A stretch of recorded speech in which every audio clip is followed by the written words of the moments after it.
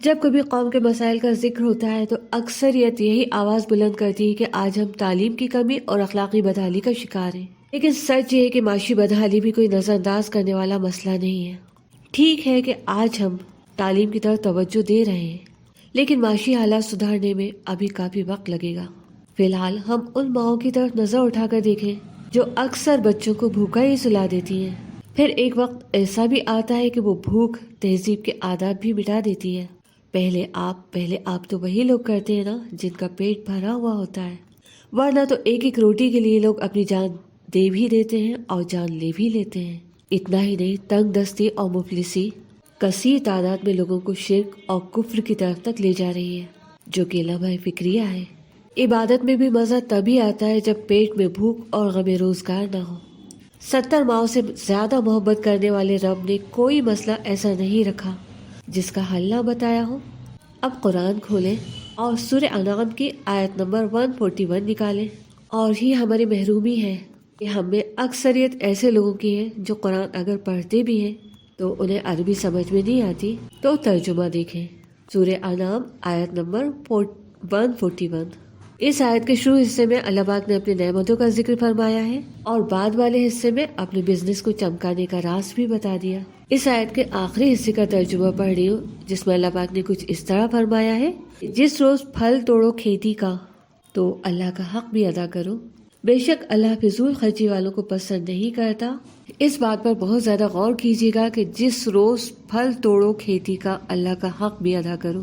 آگے بات کرنے سے پہلے کچھ باتیں ذہن میں رکھیں کہ یہ بات کلام الہی کی ہے جو حق ہے، یہاں شک کی کوئی گنجائش ہی نہیں ہے، اور یہ کوئی عمل یا وظیفہ نہیں، اللہ کا حکم ہے، اور اللہ کے احکام کو ہمیں آزمانا نہیں ہے کہ چلو کر کے دیکھتے ہیں۔ اللہ نے جو کہہ دیا تو کہہ دیا، اور اللہ نے جو کہا وہ ہمارے فائدے کے لیے ہی کہا، ورنہ اللہ پاک کو تو پھلوں کی ضرورت نہیں ہے نا۔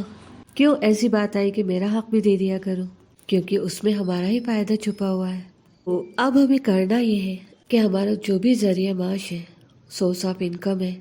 چاہے ہم کہیں جاب کرتے ہو، سیلری آتی ہو، پینشن آتی ہو، ہم کسی فیکٹری کے مالک ہوں یا مزدور، جو بھی منافع ہمارے ہاتھ میں آتا ہے اس کا کچھ پرسنٹیج طے کر لیں کہ اتنا پرسنٹ ہمیں اللہ کے نام کا الگ رکھنا ہے، اور جس دن پیسہ ہاتھ میں آئے یہ اسی دن کرنا ہے، کیونکہ یہی آیا نا کہ جس روز پھل توڑو کھیتی کا، اور وہ پرسنٹیج اس طرح سے طے کرنا ہے جیسے کوئی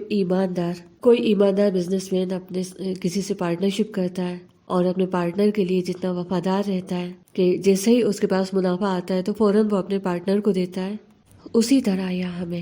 جو بھی منافع ہمارے پاس آ رہا ہے اس میں سے اللہ کا حق نکالنا ہے۔ ایک بات ذہن میں رکھیں کہ زکوٰۃ، صدقہ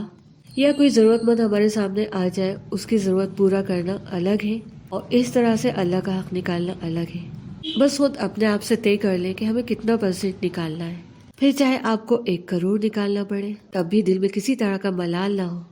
وہ منافع بھی آپ کے پاس اللہ کے حکم سے آیا ہے۔ اور اگر آپ نے دن بھر میں 100 روپے کمائے ہوں تب بھی یہ نہ سوچیں کہ اتنا سا تو آیا ہے، اس میں سے میں نکال دوں گا تو بچے گا کیا، کم اگر ملا تو وہ بھی اللہ کے حکم سے ملا،